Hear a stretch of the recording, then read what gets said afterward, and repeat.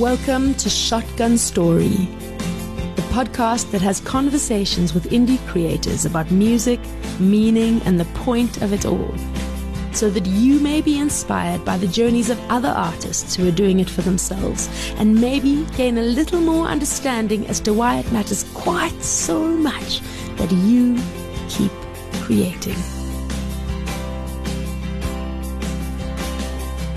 Thando Makhunga is the managing director at Sheer Music Publishing, and she's in studio today to chat to us a little bit about why it matters that your songs are registered and many other things to do with publishing. Many other things. Thank you so much for having me. I'm really excited to chat to you. You've got a beautiful voice, by the way. You should think about radio. Thank you for saying that. So I'm excited to be here. We were chatting just before about how important it is for us as publishers to share information and knowledge, because I think that's the biggest challenge that we see. Whether it's a new entrant into the market or somebody who's just starting up or somebody that's been in the industry for a long time, they don't really understand what publishing means and why it's so important. So I'm really, optimistic that we're able to get through some of the most important things for your audience to know. Yeah, I'm excited. But I want to start a few steps back with you. Okay. And how you found yourself in the music game. Okay. So I originally studied Bachelor of Commerce. So I'm originally from Durban. So that was my trajectory. It's like finance. That's what I studied. And I eventually did a very, very brief stint at Deloitte with the accountants. And I was literally stuck out like a sore thumb. And while I was sort of oscillating between like, what am I actually going to do? I found a passion for broadcasting. So I went into radio at a station called East Coast Radio in Durban. And in that sort of trying to be a presenter, which I failed dismally at, I also grew an interest in programming and music programming in particular. So in music programming, you do end up engaging with a lot of artists and creators, through events. One of the things, and I think life is funny like that. One of my big tasks that I used to do when I was in music programming was putting together the information on the songs that we played on the radio. And one of those things includes the publishing. So who's the composer, who is the writer, who is the singer. And back in the day, that I'm showing you my age now, but it literally used to be a physical CD. Yeah. So you'd be able to see who recorded it, who's distributing it, who owns it. And you also start to understand there are a lot of some of these massive, massive artists that don't write. Right. So they already from the onset, you might have a massive, song on the radio, but the money where once, even at that start where you're hearing it on the radio, you're not even part of the revenue pool because you're not a writer or you're not registered as a writer. At the same time, I ended up doing a very long, career in broadcasting, Prime Media, Kagiso Media, different radio stations, which I won't dwell on. But in that, I was also part of the team that was responsible for reporting a lot of how we use music as broadcasters. So that includes engaging with organizations like SAMRO for our licenses, broadcasters, organizations like Sampra, which does needle time. So we'd actually engage with them in a number of ways. And last year, I sort of did the jump from broadcasting into the publishing space. So it was interesting for me, like as I was thinking about this the other day, I was like, geez, I actually started being the person inputting that information and having a sense right from the beginning that actually J-Lo didn't write that song. It was Ashanti. Most people don't know that. That's the person who's making the money. And that's the person who in 2023, when there is a sync license or J-Lo's performing at the Super Bowl, that is still going to make money from a song that she wrote, when she, in 2001 or whatever the case might be. So it's a very interesting trail in which you can start to see how the money flows. And it's about ownership. Ultimately, that's what publishing, I always say is publishing is about ownership. And I think as creators, one of the things that, yes, you can be in a creative space, sharing with your colleagues and your friends and, we're just vibing or whatever the case might be. That's important. But ultimately, the paperwork and the ownership is where the money conversation starts. And the money conversation is I find sometimes uncomfortable for certain creators to have. Yes. They don't want to think about it. They literally will fob you off on a manager or on a lawyer when you're starting to say, hey, we're actually seeing, because we have access to all of this information, we're seeing that you're generating a lot of revenue on a song that you co-wrote or has been sampled. Are you even aware of this? Oh, speak to my manager. So I think there's a lot of work to be done in the creative community, just around being comfortable around owning things, managing the things that you own. And yes, of course, focus on the creative side because that's what you do. And hopefully also engaging with a publisher that can have honest conversations with you about what is happening with your money. Yeah. So that's basically Thando. Thando has been in the broadcasting media music space for some time. I'm really passionate about South African and African music in particular. Last year, I think I probably did like 6 different African countries, and every single time I was just always amazed at some of the music that is being created, but also I think frustrated by some of the systems that are not in place to protect creators. Yeah. And for us even to be able to help the creator monetize the work that they've created. So, so that's Thando in a nutshell. Okay. So we're going to come back to how the money flows, because I think that really matters, and the practicalities and the administration side of it. Correct. What is music publishing? Okay, music publishing is basically a way in which you can claim ownership of work that you've created as a creator. So what we do as publishers is administer your work. So all of the songs that you've written, songs that you've sampled, songs that somebody has used in a movie, in a TV show, in a advertising, we trace and track any usage of the work that you've created. The first step is to own the work. That's the first step. And own it in a way that is clear for everyone involved in that project. So a simple example is you're in the studio, somebody produced the song, somebody wrote the song, somebody contributed to a melody, somebody performed the song. There's something called a split sheet, which would allocate exactly what percentage and what portion of work was contributed by which person. And that can get a bit complicated as well in terms of that discussion, but it starts there. So once you've got the ownership claimed and the copyright claimed, which is effectively what you're doing, as well as the percentage, what we as publishers do is just make sure that from a usage point of view, exactly like I said, any user, so it's radio, it's streaming, it's film and television, it's anywhere that song is utilized, that 20% that you contributed, you're getting paid for your contribution to that song. So obviously it gets quite complicated because it changes according to territory. So where the music is being used and consumed, what you can collect in South Africa is very different from what you can collect in, say, Nigeria, right? We work very, very closely with 2 collecting societies in particular that manage a lot of these rights management for artists, which is SAMRO in South Africa, as well as Capasso. Capasso primarily manages mechanical rights, and then SAMRO does all your performance rights, so including live performances and things like that. So the other thing that I think is very, very important now for creators to know about publishing is that your music needs to work for you, right? So we spend a lot of time as Sheer in particular trying to find opportunities for licensing. So particularly film, TV, advertising, because what we're seeing is that yes, usage is there and thereabouts. The money on streaming is actually quite, minimal. So you might have 1 million views on a sound on TikTok. And it actually, yes, it's great for maybe bringing awareness to the song, but the actual money that you might get out of it is not that large. It's not that high. So, and this is a big part of, I think, the digital shift that has happened previously when you had physical CD sales. I think artists were making a lot more money from that.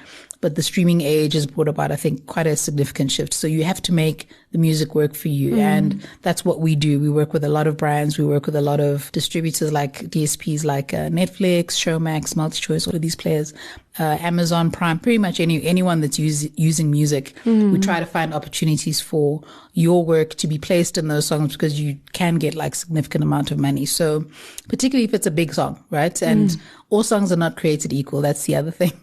So we find that some creators expect that my entire 10 album, work of music that I've created in my career is going to generate the same amount of music. You might find that it's literally that one song that you have a 20% share on that is making all of the money for you throughout your career. And we do try to explain to them that that's what we're going to focus on, because it's the thing that we're going to pitch. It's the thing that is familiar. It's the thing that is still getting airplay. It's the thing that is, from a publishing point of view, far more valuable than maybe working, all of your 90 songs that you've written throughout your career. So, but again, back to my original point, it starts with making sure that we, as your publisher, know what you've created. We know what you own and what you don't own. We also do a lot of work recently, unfortunately, just on managing copyright infringements. So we see a lot of people don't understand the fact that just because I can sample something, it means that, it's available for me to sample and I can just use it willy-nilly without, speaking to the copyright owner. So we do manage quite a few infringements.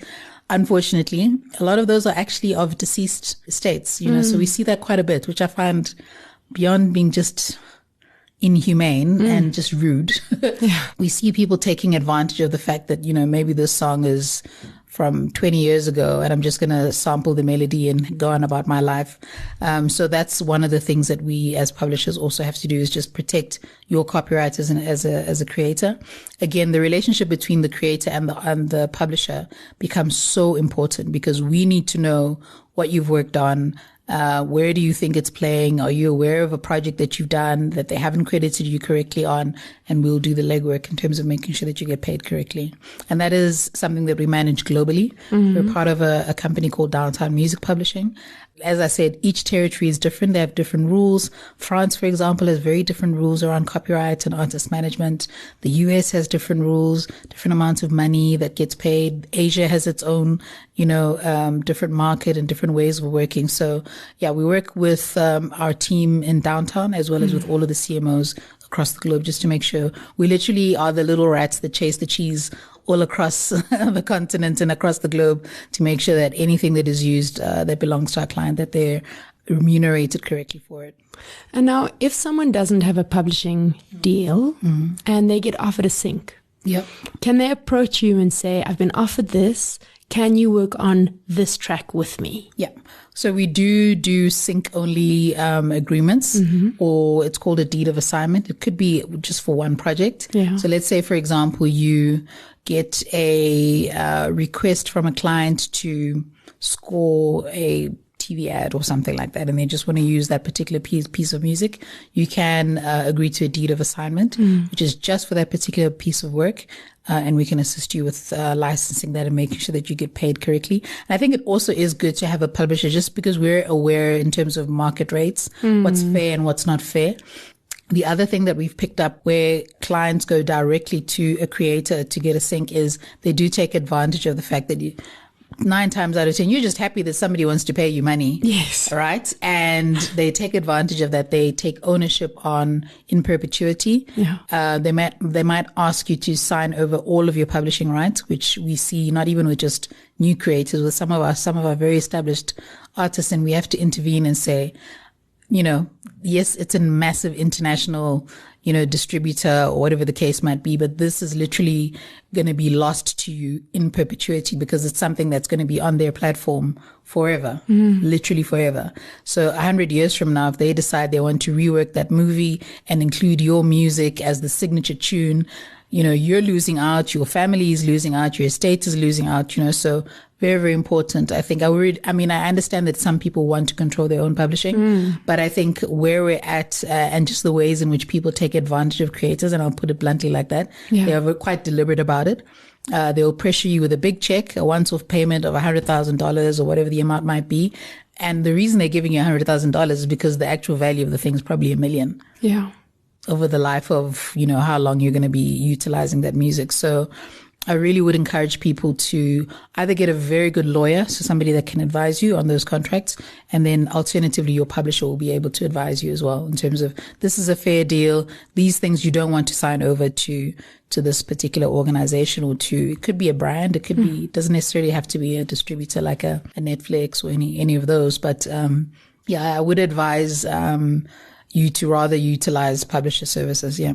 Okay. Yeah, and it is possible to do on a per project, per song basis. Okay. So now, if someone wanted to maintain their rights, their own rights, what are some of the administration type things that a publisher would do that an indie would then have to do for themselves as a first step? Yeah. Register their songs with Samro.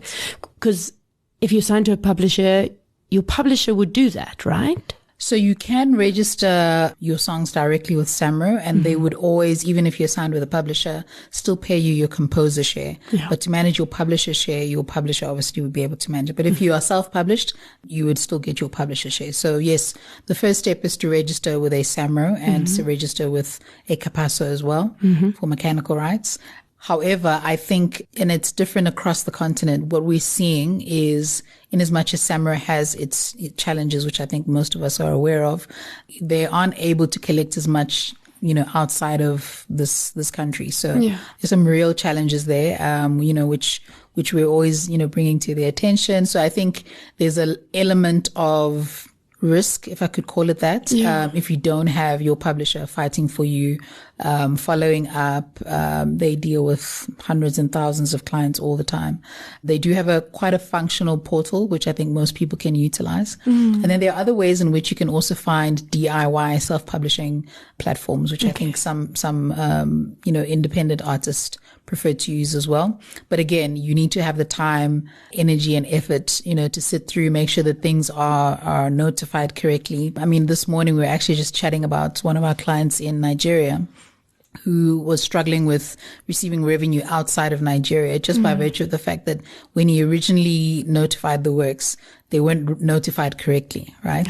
So everything ends up being in limbo and in dispute for years and years because nobody's picking up the fact that these territories manage their rights in a slightly different way, and you need to be speaking to that CMO in, say, Germany or France. There's money sitting there, but they can't collect it because the way in which it was notified isn't correct. So the IP chain isn't correct. The splits are not correct. So it can get quite complex. Yeah. And this is the reason that we always recommend that you rather work with a publisher. Okay. So now streaming. Yes. I mean, it's complex, and you make the 0.001 cent or whatever it is from every stream, which can feel like crazy. And that's as an artist. Now, what about, how does a songwriter who wrote the song, let's say, make any money in a streaming situation? So they would still make some money, but as you say, because it's split between the producer, the songwriter, the performer, et cetera, it's percentage of a percentage, right? And it's normally single digit percentages. Unless, again, back to my earlier point around why licensing is so important, you need to be able to take advantage of, let's say you've got a viral hit on TikTok. So what are we doing with that? Are we placing it in a movie? Are we placing it in an ad? Because that's where the real money is going to come.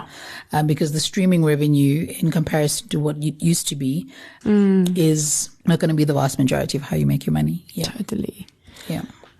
So now, what are some of the questions that you most get asked by young musicians and indie artists who want to get into publishing or to have you come on board as a publisher, but are confused? So I think the main thing that we pick up is that people don't really understand what they own and what they don't own, right? So, and how it's split. So for example, you might have an agreement with a distributor like a TuneCore, CD Baby, or somebody like that. And as an independent, you think that means my publishing is sorted out.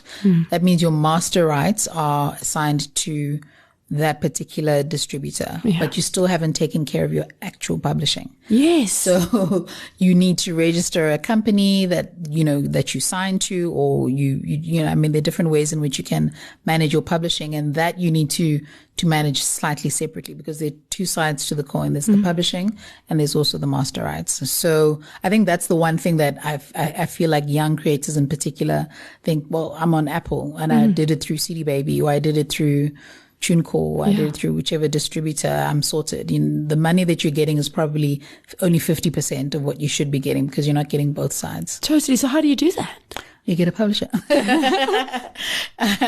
Like I said, you can sign with a publisher, or you can sign with, there are a couple of song self-publishing tools like Songtrust is another one that you could utilize depending on your level of activity.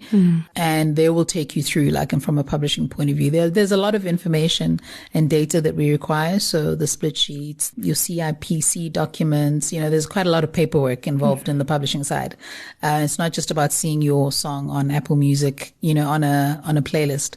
Then we start to work that catalog and make sure that it's notified correctly with all of the right CMOs. And then we start to collect the money. It's a long game. I always say this, publishing, it's a long play, right? So don't expect to necessarily get the revenue at the same pace as which you might get the sales income. But at least you're covered on both sides. By the time you get to year 2, you're starting to see consistency in terms of, the royalties from all of the different streaming platforms, radio, broadcast, TV, all of those types of things. Yeah. You mentioned about global PROs. We've got Samro here, and if somebody needed, so we've got stuff streaming, particularly, let's say, on online radio stations. Okay. In France, let's say.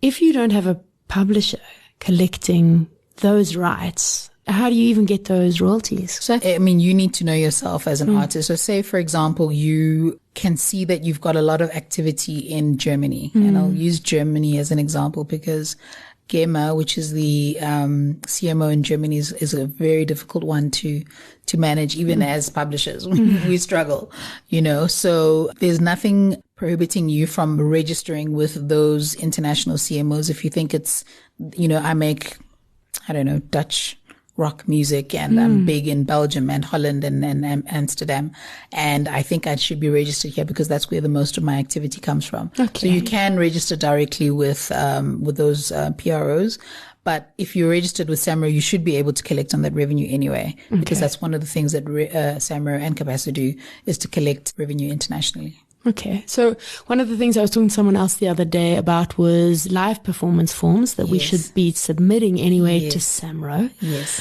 How does that work in terms of, let's say we do a show at a big festival. Yeah. Would you get more money from a live performance form submitted for 10 tracks played at a festival versus that played at a tiny little pub who pays their Samro yearly fee?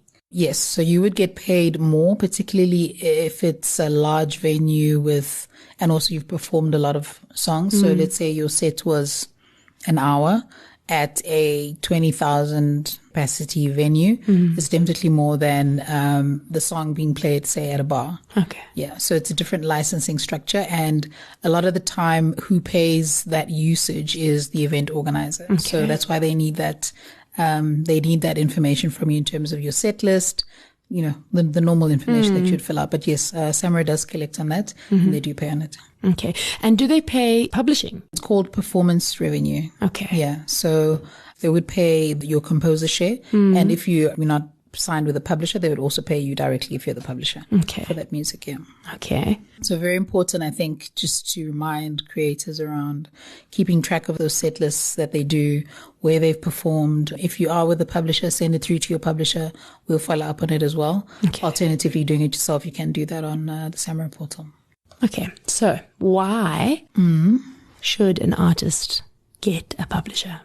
I think it's important to have a publisher because, to my earlier point around what we realize with a lot of creatives is it's not the part of the music business that they're necessarily very comfortable with. It can get quite complex. Even as publishers, we see new things every single year. Every time we're doing distribution or royalty runs, it's like, okay, we've never seen this particular query before. How do we resolve it? And we have to have conversations with the CMOs around particular clients. So the one reason I would say is if you're focused on being a creator, that's your strength. That's what you should be focused on. Your publisher does a lot of the legwork and the sort of boring paperwork for you to make sure that from a money perspective, registrations, chasing up with their queries, infringements on your work, finding opportunities for you from a licensing point of view, not just in South Africa, but just internationally, the publisher can then take care of that side of things. So that's the reason why I would say, and I don't expect every artist to have the time or even the, inclination to care about split sheets and notifications, because it's tedious work. Yeah, it is. And it's time consuming, and you need to be creating, right? So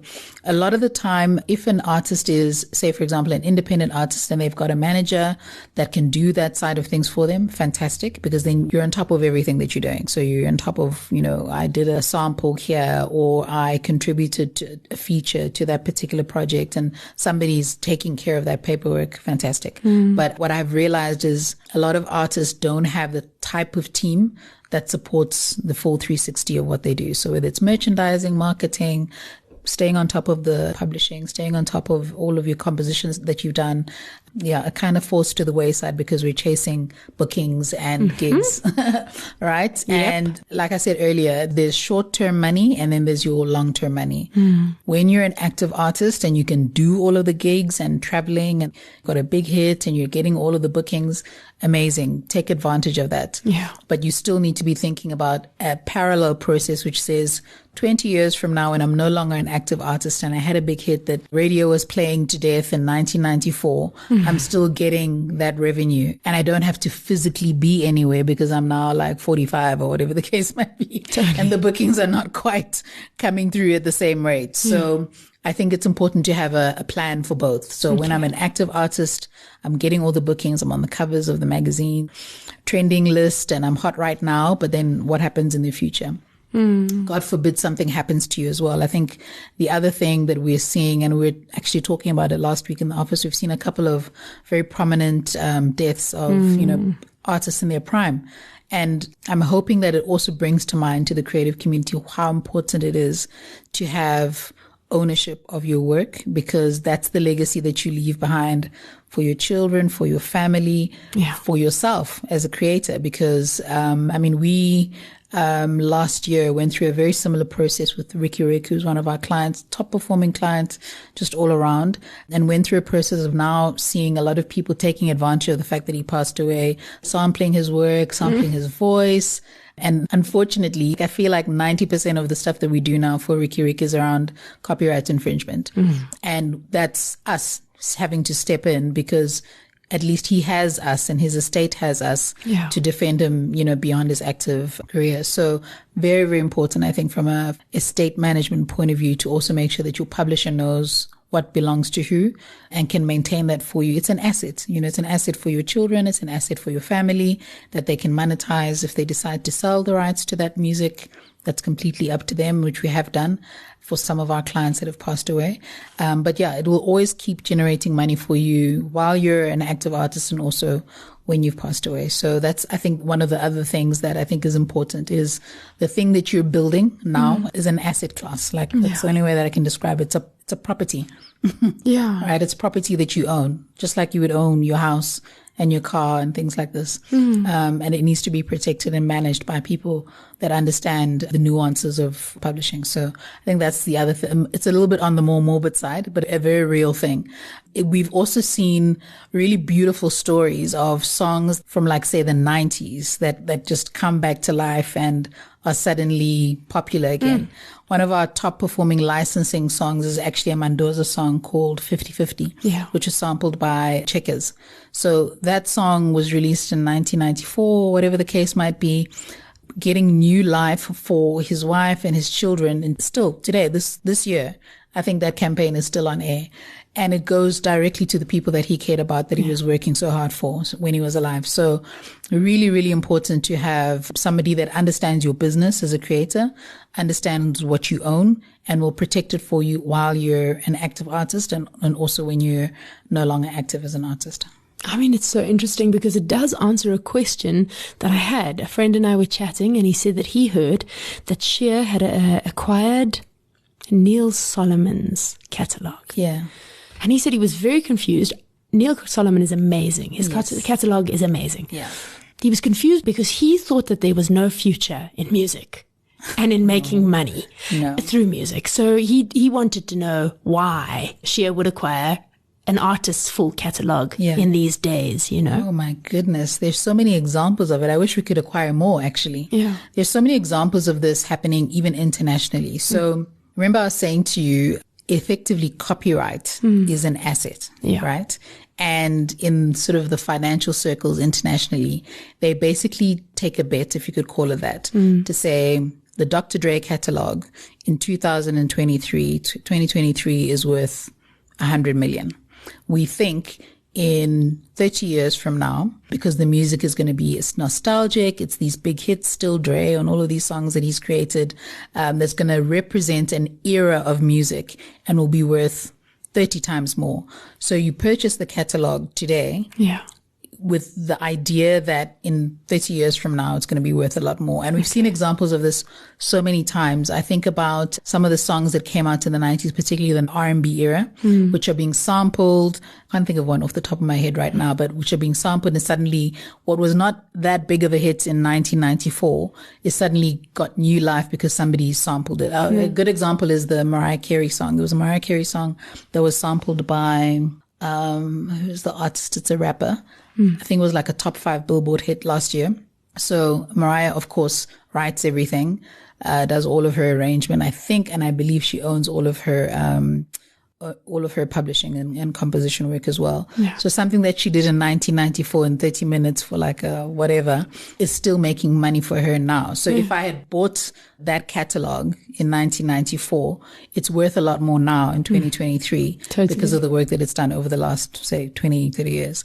So there are so many examples of not just publishers, music companies, literal hedge fund companies buying music catalogs because it's a bet that you're making that the value of this asset is going to appreciate over the next 10, 20 years.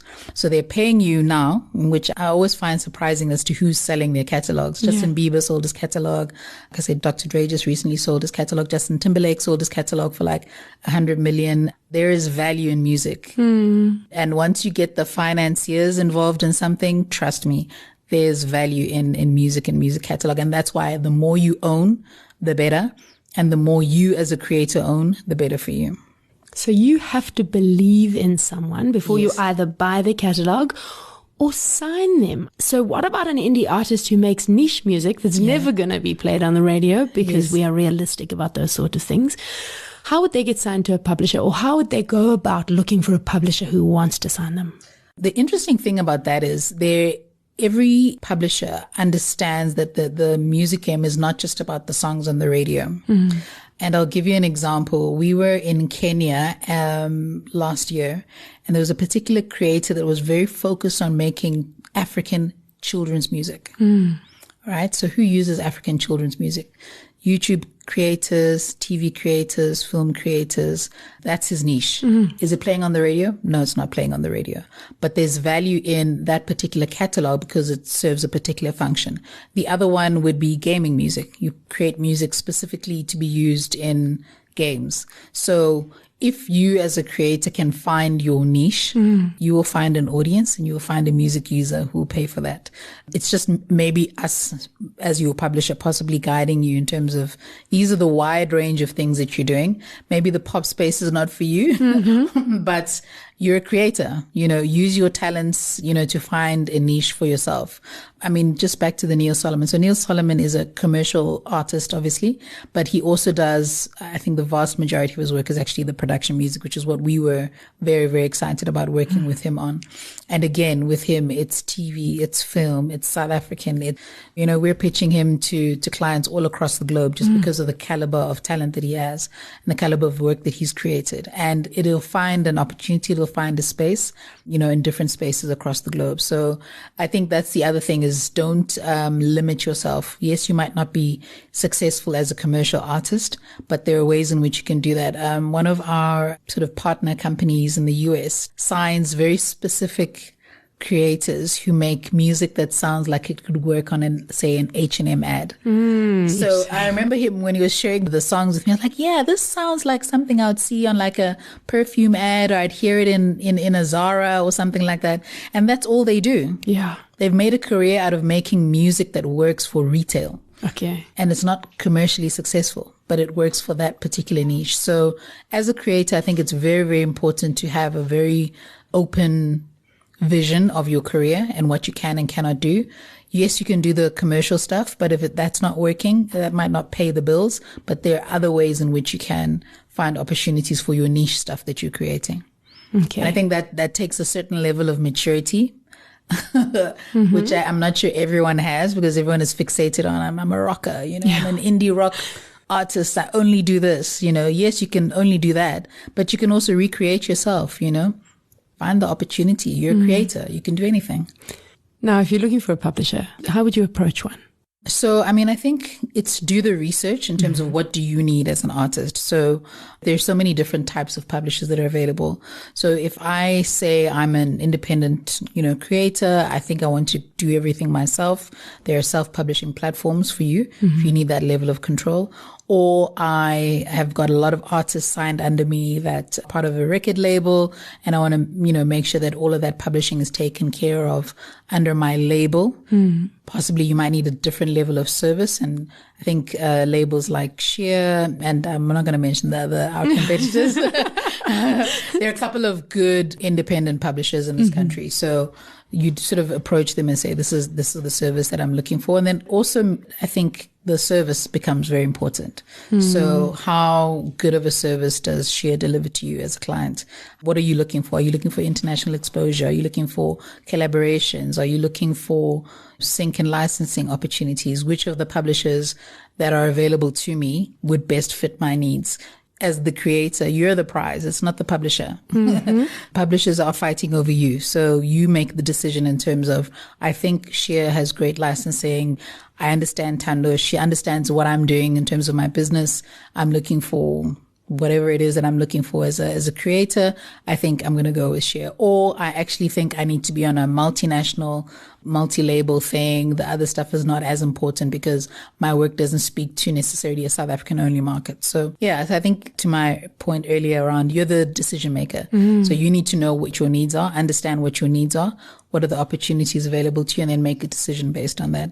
All publishers are not created equal. We all have our strengths and weaknesses. Yeah. And then you share your profile, share your music, hopefully have a meeting, with me and we can take it from there. Wonderful. So that segues really nicely into my next question. In order for a relationship to be symbiotic between a composer and their publisher, what is each of their roles in that relationship? What do you want the songwriter to be bringing, and what do you want the publisher to be doing for you? Yeah. So I think I'm going to use an example of some of the best relationships that we have, the best working relationships that we have is from a creator point of view. They inform us constantly and communicate with us constantly on the projects that they're working on. Even if it's just an FYI, I have an opportunity in Italy to do a soundtrack. FYI. We will see something in there that we can assist you with. Yeah. So I think the biggest thing from a creator point of view in terms of the responsibilities and making the relationship work is just communicating.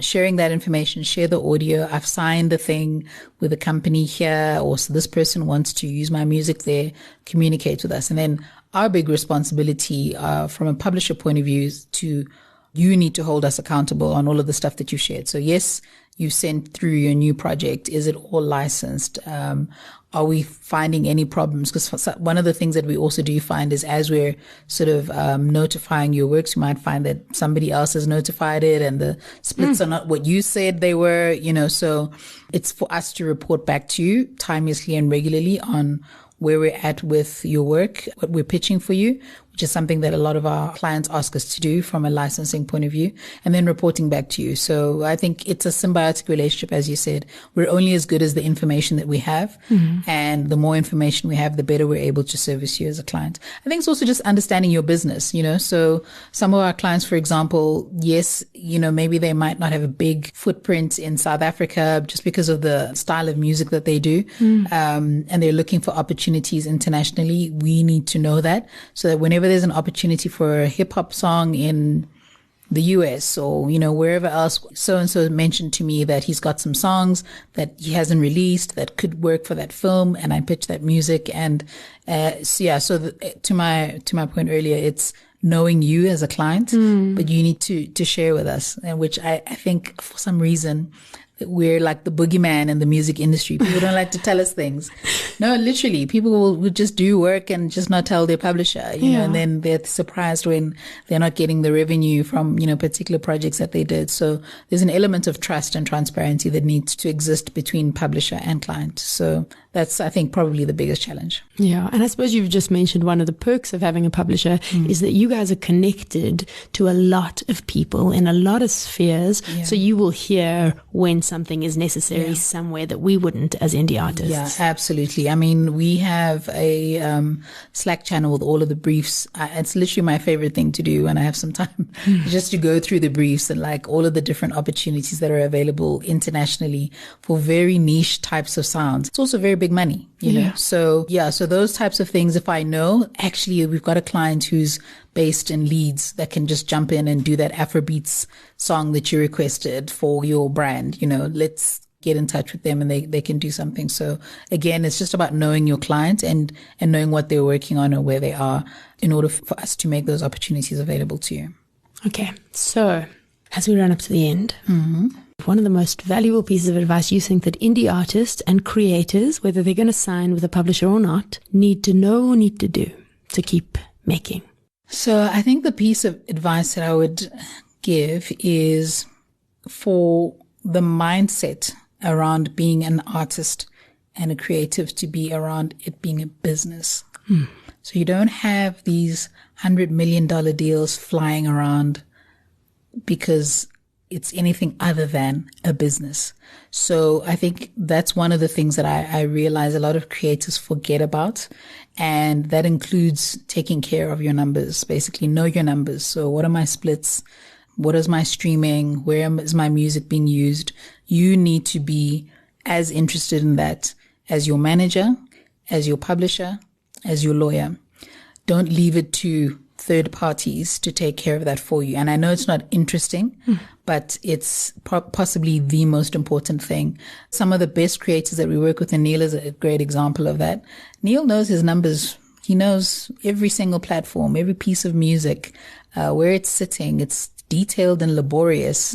He's also has a very high output rate, but he's on top of every single piece of music that he's created over the last, 20 years. Yeah. So it can't just be about the fun creative side. So there's the business element of the music industry, which whether you're an indie artist or signed to a label, you need to be just as passionate about. It's literally your money. It's your work.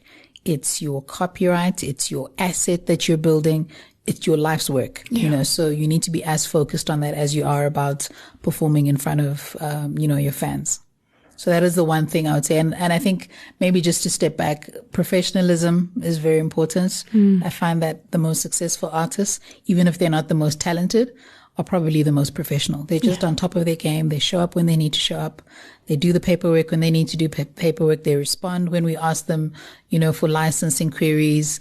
They're professional. They operate and they see themselves as professionals. They're not just, somebody who's doing it for fun. Yeah. So I think there's a huge amount of scope and opportunity for indie artists in particular at this time.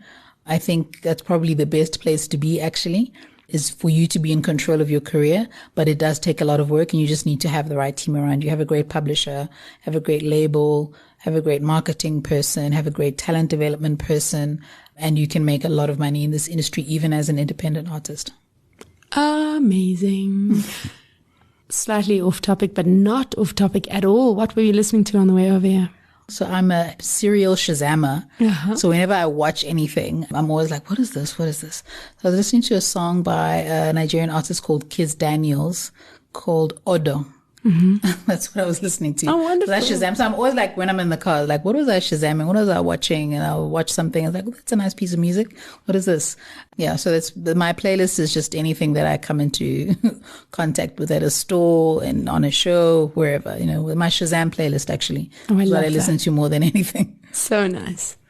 And how can people get in touch with you or share in order to either find out more or pitch their music or just see what's happening in the music publishing game? You can always go to our website, subscribe to our newsletter. Our newsletter is not just about our clients. We do a lot of informative content on there, exactly to my, what I was saying about that information gap that exists. So we've got people that subscribe to our newsletter in Kenya, Nigeria, all over the continent, just because they want to know what's going on. Yeah. So we do a lot of content on there that's just information. So if you go to our website, sharepublishing.com, there's a way in which you can subscribe to the newsletter. If you want to approach us in terms of sharing your music and maybe just request for information, it's info@share.co.za. And we get a lot of queries as well from that email box, which is literally like submissions, basically. So we go through it, we sit and listen, we give you feedback. Yeah, so that's the other way. And then my personal email is thandom@share.co.za. So if you want to reach out to me specifically about something, you can also email me. Amazing. Thank you so much for coming in. Absolute pleasure. I could talk about this all day. We might need to have you back. Okay. If things come up or people send questions this way, maybe we'll talk again. Absolutely. Thank you so much. It's been an absolute pleasure. And yeah, hopefully we'll connect again. Yeah, I look forward to that. Okay, cool. If you are an independent artist whose passion for what you do can inspire or fuel others, get in touch. I'd love to chat. You can find me on shotguntory.com. You've been listening to another production from Solid Gold Podcasts. So I stopped now starting, my words are surprising, and everything I say is a shock to you. Wish I knew sooner too, or knew how to say it. 'Cause this gentle unfolding inside me's come out unfolded. A map that you're trying to read in the wind. You can't see me over the edges. The paper is tearing, your patience is wearing thin. Ends like a steeple, the steeplejack's climbing. Whole life in a body suspended midair. No one to catch you, it's nobody's job to, and I'm on the ground. Nothing I can do, wish I knew sooner too, or knew how to say it. 'Cause this gentle unfolding inside me has come out unfolded. A map that you're trying to read in the wind. You can't see me over the edges. The paper is tearing, your patience is wearing thin. Rather the truth than living a lie. It's gonna hurt now for both you and I. Wanna say it's certainly more than you, but we both know.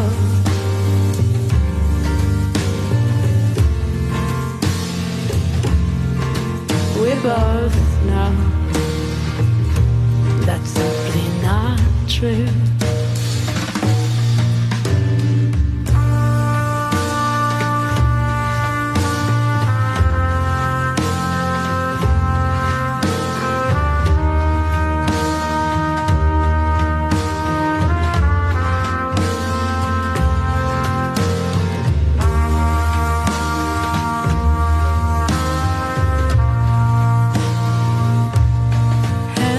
Like a bird on the inside. Open the window, it's not flying out. I'm like the beak on it, flew into the glass, and it hurts to speak out. So I stopped now starting, my words are surprising, and everything I say is a shock to you. Wish I knew sooner too, I knew how to say it. 'Cause this gentle unfolding inside me's come out unfolded.